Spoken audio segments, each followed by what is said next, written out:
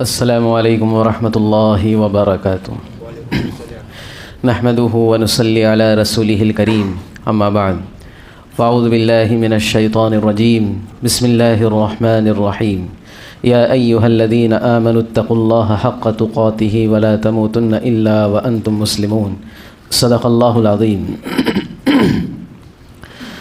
محترم حاضرین جمعہ، بزرگوں، دوستوں اور میرے عزیز ساتھیوں، اللہ رب العزت نے ہماری زندگی کی کامیابی، ہماری آخرت کی کامیابی کو اعمال کے ساتھ جوڑا ہے۔ اسی لیے شاعر نے کہا، عمل سے زندگی بنتی ہے جنت بھی جہنم بھی، عمل سے زندگی بنتی ہے جنت بھی جہنم بھی، یہ خاکی اپنی فطرت میں نہ نوری ہے نہ ناری ہے۔ انسان اپنی فطرت کے اعتبار سے مٹی سے بنا ہے۔ اب اس کے آخرت میں انجام کے اعتبار سے دو ٹھکانے ہوں گے، دو میں سے کوئی ایک ٹھکانے میں وہ ہمیشہ کے لیے رہے گا۔ ایک تو وہ ٹھکانہ ہے جہاں پر اللہ کے انعامات اسے حاصل ہوں گے، جس کو ہم جنت کہتے ہیں، اور ایک وہ ٹھکانہ ہے جہاں پر اللہ رب العزت کی سزائے اس کو ملے گی، جسے جہنم کہا جاتا ہے۔ تو معلوم ہوا دوستو، اعمال ایسی چیز ہے جو ہمیں دنیا میں بھی کامیابی دلائے گی، یا برے اعمال کی وجہ سے دنیا میں بھی ہم ناکام ہوں گے، اور آخرت میں اچھے اعمال کی نسبت پر اللہ رب العزت ہم کو جنت میں داخلہ عطا فرمائیں گے۔ اس لیے دوستو، آج ہم یہ سمجھیں گے کہ اعمال کتنے قسم کے ہوتے ہیں۔ اعمال اپنی ذات کے اعتبار سے تو دو قسم کے ہوتے ہیں۔ ایک عام زبان میں ہم سمجھے تو اچھے اعمال اور برے اعمال، یہ اعمال کی ذات ہے، یعنی انسان دن بھر میں جو بھی کام کرتا ہے اس کو عمل کہتے ہیں، اور انسان دن بھر میں دو ہی قسم کے کام کر سکتا ہے۔ انسان کے جسم سے نکلنے والے جو کام ہوں گے وہ یا تو اچھے ہوں گے یا برے ہوں گے، ایسا ہی کچھ بھی نہیں ہوگا۔ اس لیے اللہ رب العزت نے انسان کے ایک ایک لحظے کو، تو اعمال جو ہے یہ یا تو دن بھر میں اچھے ہوں گے یا برے ہوں گے۔ اصل میں کوئی چیز بات ذہن میں ہوتی ہے اور ایسی ڈسٹربنس بیچ میں آ جاتا ہے تو بات ذہن سے نکل جاتی ہے۔ بہرحال تو اعمال ذات کے اعتبار سے ہم کہہ رہے تھے کہ اچھے ہوں گے یا برے ہوں گے۔ اب دوستو، دوسری قسم اعمال کی ایسی ہے، یہ تو دو قسم ذات کے اعتبار سے ہو گئی۔ دوسری قسم ہمارے درمیان میں اعمال کچھ رائج ہے، وہ بھی دو قسم کے ہیں۔ اس کو سمجھنا ہے۔ اصل اچھے اور برے اعمال تو ہم سمجھتے ہی ہیں۔ ایک اعمال وہ ہوتے ہیں جو ہم روزمرہ کی زندگی میں کرتے ہیں، وہ ہوتے ہیں عارضی اعمال، جس کو ہم انگلش میں کہیں گے ٹیمپرری۔ کسی وقت کے اعتبار سے ہم عمل کرتے ہیں کہ فلاں وقت آ گیا ہے تو ابھی ہم کیا کریں گے؟ اچھے عمل کریں گے۔ یا پھر ایسی کوئی مصیبت آ گئی، ایسی کوئی بیماری آ گئی، ایسی کوئی تکلیف آ گئی جس میں ہم کو ایسا لگ رہا ہے کہ اب تو اللہ کو راضی کرنا ہی پڑے گا، اب تو اللہ کو راضی کرنا ہی پڑے گا، تو یہ ہوتے ہیں عارضی اعمال۔ اس پر اللہ رب العزت کی طرف سے ثواب تو مل جائے گا۔ جیسے رمضان المبارک آیا، ہم نے رمضان المبارک کی برکت سے روزے رکھے، تراویح قائم کی، نمازوں کی پابندی کی، اسی طرح مختلف اعمال میں ہم لگے۔ ہم نے اپنا مال خرچ کیا، غریبوں میں تقسیم کیا، تسبیحات کی پابندی کی، قرآن مجید کو سینے سے لگایا، قرآن مجید کو ہونٹوں سے لگایا، قرآن مجید کو آنکھوں سے لگایا۔ قرآن مجید کو بعض لوگوں نے اتنا پڑھا کہ حد ہو گئی، بعض لوگوں نے سمجھ کر پڑھا، بعض لوگوں نے عمل کی نیت سے پڑھا۔ لیکن رمضان گیا تو یہ تمام چیزیں اپنے ساتھ لے گیا۔ اب دوستو، یہ جو عارضی اعمال ہوتے ہیں، اس پر ثواب کی تو گارنٹی ہے کہ ہم نے رمضان میں جو کچھ کیا اس پر کیا ملے گا؟ ثواب تو ضرور ملے گا۔ لیکن یہ عارضی اعمال پر زندگی کے بدلنے کی کوئی گارنٹی نہیں ہے۔ ہماری زندگی میں کوئی تبدیلی نہیں آئے گی اگر ہم صرف وقت کے حساب سے اعمال میں لگیں گے تو۔ اور ایک اعمال ہے جو مستقل مزاجی کے ساتھ کیا جائے، تھوڑا کیا جائے لیکن ہمیشہ کیا جائے۔ اس لیے اللہ رب العزت قرآن مجید میں فرماتے ہیں، ان الذین قالوا ربنا اللہ ثم استقاموا تتنزل علیہم الملائکہ۔ جو لوگ یہ کہتے ہیں کہ ہم ایمان لے آئیں اور پھر اس پر جمتے ہیں، استقامت کے ساتھ لگتے ہیں، تو اللہ رب العزت ان کے لیے فرشتے نازل فرمائیں گے۔ دنیا میں ان کی فرشتے مدد کریں گے اور آخرت میں ان کو سلام کریں گے، جنت میں ان کے ساتھی ہوں گے، جنت میں ان کے آگے پیچھے چلیں گے۔ تو معلوم ہوا دوستو، اللہ رب العزت کو وہ عمل پسند ہے اور اللہ رب العزت نے ان اعمال پر زندگی بدلنے کی گارنٹی دی ہے جو اعمال مستقل کیے جائیں، استقامت کے ساتھ کیے جائیں۔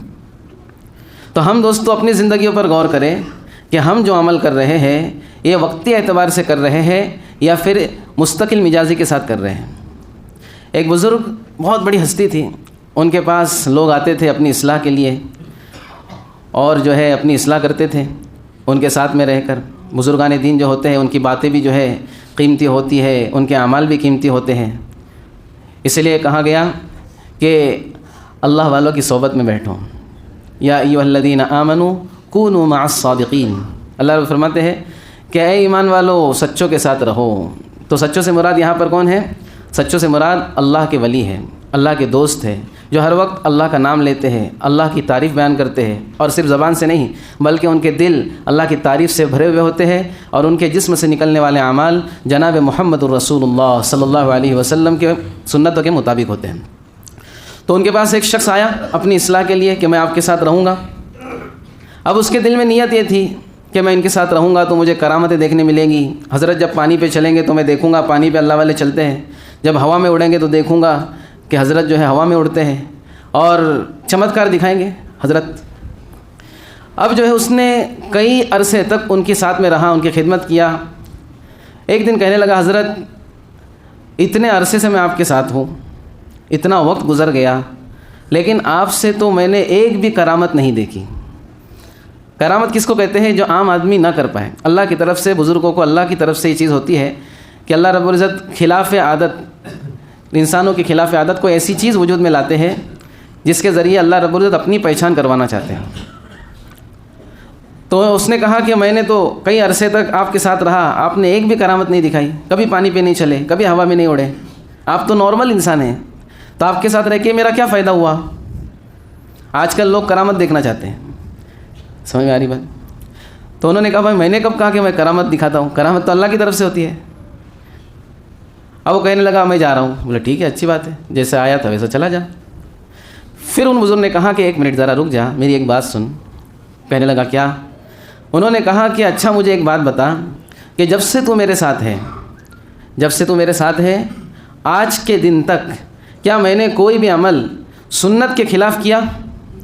کیا میں نے ایسا کوئی عمل کیا جس میں اللہ کے نبی صلی اللہ علیہ وسلم کی خلاف ورزی ہو رہی ہو، اللہ رب العزت کی نافرمانی ہو رہی ہو؟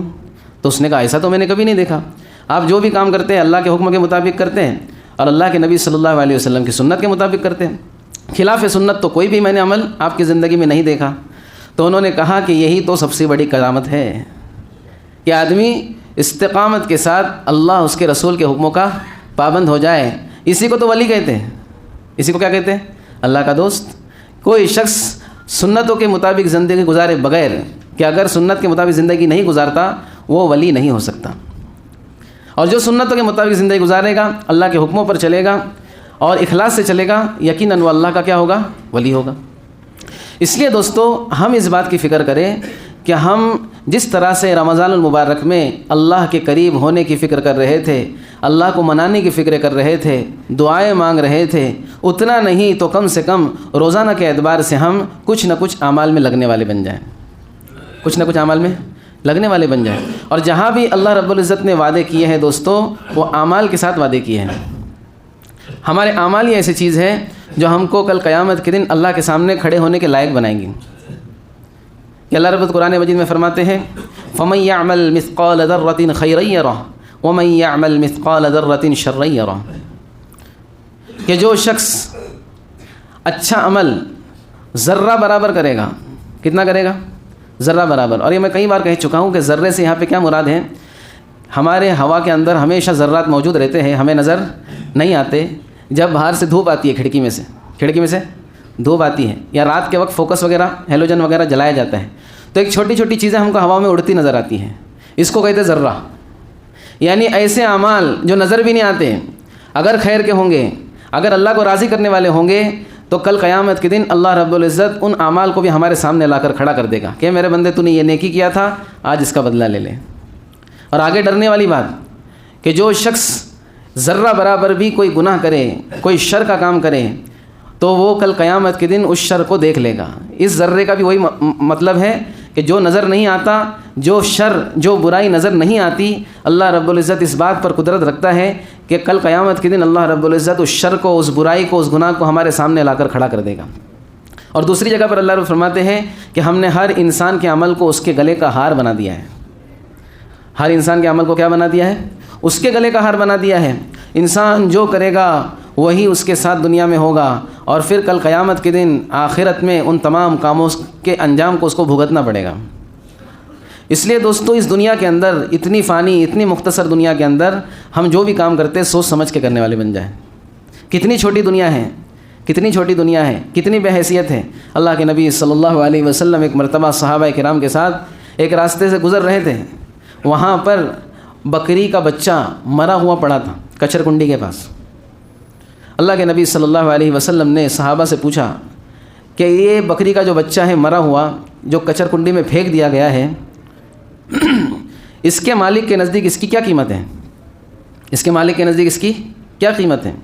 صحابہ نے کہا کہ اللہ کے نبی صلی اللہ علیہ وسلم، اس کو کچرے میں پھینکا گیا ہے، یہ خود اس چیز پر دلالت کرتی ہے کہ اس کی کوئی بھی قیمت نہیں ہے۔ جس چیز کی کوئی قیمت نہیں ہوتی اس کو کیا کیا جاتا ہے؟ پھینک دیا جاتا ہے۔ اگر قیمت ہوں گی تو اس کو پھینکا نہیں جائے گا۔ تو اللہ کے نبی صلی اللہ علیہ وسلم نے ارشاد فرمایا، اللہ کے نزدیک تمہاری اس دنیا کی اتنی بھی قیمت نہیں ہے جتنی کہ اس بکری کے بچے کی اس کے مالک کے نزدیک قیمت ہے۔ یعنی اللہ کو اس دنیا سے کوئی سروکار نہیں ہے دوستو۔ اللہ رب العزت نے اس دنیا کو تو اس لیے بنایا ہے تاکہ اس دنیا کی چیزوں کے ذریعے ہم سب کو آزمایا جائے، کیونکہ آزمائش ہی کے بعد دوستو جنت و جہنم کا فیصلہ ہوگا۔ کوئی شخص بغیر آزمائے اللہ کو راضی نہیں کر سکتا۔ قرآن مجید میں اللہ رب فرماتے ہیں، کیا تم یہ گمان کرتے ہو کہ تم یہ کہو گے کہ تم نے ایمان لے آئے اور تمہیں آزمایا نہیں جائے گا؟ ایمان والوں کے ساتھ آزمائش پکی ٹھکی ہے۔ اس لیے دوستو، آج پورے عالم کے اندر جو حالات ہیں، پورے خصوصاً ہمارے ملک کے اندر جو حالات ہیں ایمان والوں کے ساتھ، ہم یہ سوچتے ہیں کہ حالات ہمارے اوپر اس لیے کیونکہ ہم مسلمان ہیں، حالات اس لیے کیونکہ ہم مسلمان ہیں۔ حالانکہ ایسا نہیں ہے، بلکہ حالات ہمارے اوپر اس لیے ہے کیونکہ ہمارے اندر مسلمانوں والے کام نہیں ہیں۔ صحابہ کرام کی چھوٹی سی جماعت تھی، صحابہ کرام تعداد میں کم تھے، لیکن اللہ رب العزت نے قیصر اور کسریٰ، اس وقت روم، فارس، بڑی بڑی حکومتیں، رومن امپائر، ایسی حکومت تھی دوستو جیسے آج جو ہے امریکہ وغیرہ جو ہے جس طرح پوری دنیا پر چھایا ہوا ہے بظاہر سپر پاور، ایسی حکومتیں تھیں، لیکن اللہ رب العزت نے ایسے لوگوں کے تاجوں کو صحابہ کے قدموں میں لا کر رکھ دیا ہے۔ تعداد کے اعتبار سے صحابہ کم تھے، مال کے اعتبار سے مالدار نہیں تھے، ہر اعتبار سے دوستو دنیاوی اعتبار سے اسباب کم تھے، لیکن جو ہونی چاہیے چیز ایمان، وہ صحابہ کے دل اس سے بھرے ہوئے تھے۔ اللہ کے نبی صلی اللہ علیہ وسلم کی محبت، اللہ کے نبی صلی اللہ علیہ وسلم کی طریقوں کی عظمت ان کے دلوں میں بھری ہوئی تھی۔ اللہ رب العزت نے قیصر اور کسریٰ کے تاجوں کو ان کے قدموں میں لا کر رکھ دیا ہے۔ حضرت عمر، کیسی شان اللہ رب العزت نے دی ہے دوستو۔ بظاہر دیکھا جائے تو دنیا کے اعتبار سے کچھ نہیں تھا، عجیب عجیب واقعات ہے دوستو، وقت نہیں ہے ورنہ آپ کو واقعہ سنا تھا صحابہ کرام کے کہ کیسے انہوں نے اس دنیا پر جو ہے حکومتیں کی۔ حضرت عمر کے بارے میں ایک غیر مسلم کہتا ہے کہ اگر 10 سال حضرت عمر کی حکومت اور رہ جاتی تو اس پورے دنیا کے اندر سب لوگ اللہ کا نام لینے والے ہوتے ہیں، سب لوگ اللہ کا نام لینے والے ہوتے ہیں۔ ایک چھوٹے سی جگہ سے حضرت عمر نکلتے ہیں اور پوری دنیا پر جو ہے کتنی تیزی کے ساتھ جو ہے اسلام کا پرچم لہلاتے ہیں۔ اور یہ بات نہیں ہے کہ ظلم کے ذریعے اور تلواروں کے ذریعے، بلکہ اللہ کے نبی صلی اللہ علیہ وسلم نے جو طریقہ دیا ہے اس کے ذریعے اسلام پوری دنیا میں کیا ہوتا ہے؟ پھیلتا ہے۔ اور آج ایسے ایسے علاقوں کے اندر جہاں پر لوگ گوبر کی پوجا کیا کرتے تھے اور نہ جانے کن کن چیزوں کی جو ہے نا عبادت کیا کرتے تھے، آج ہم وہاں پر بیٹھے اللہ کا نام لے رہے ہیں، اللہ کو سجدہ کر رہے ہیں، اللہ کے گھر میں بیٹھے ہوئے۔ یہ کس کی محنت ہے؟ یہ آٹومیٹک ہو گیا، یہ خود بخود ہو گیا۔ یہ خود بخود نہیں ہوا، بلکہ یہ اللہ کی طرف سے صحابہ کرام کی محنت اور اللہ کی مدد اور اللہ کے نبی صلی اللہ علیہ وسلم کی فکروں کا نتیجہ ہے کہ آج پورے عالم کے اندر کوئی ایسا کونا نہیں ہے جہاں پر اللہ کے نام کی صدائیں نہ گونج رہی ہو، کوئی ایسا سیکنڈ نہیں ہے 24 گھنٹے میں جب اللہ اکبر کے نعرے، اللہ اکبر کی صدائیں نہ لگائی جا رہی ہوں۔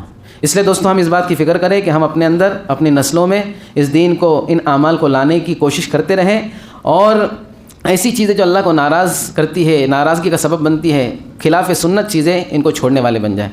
اللہ رب العزت ہم سب کو کہنے سننے پر عمل کی توفیق عطا فرمائے۔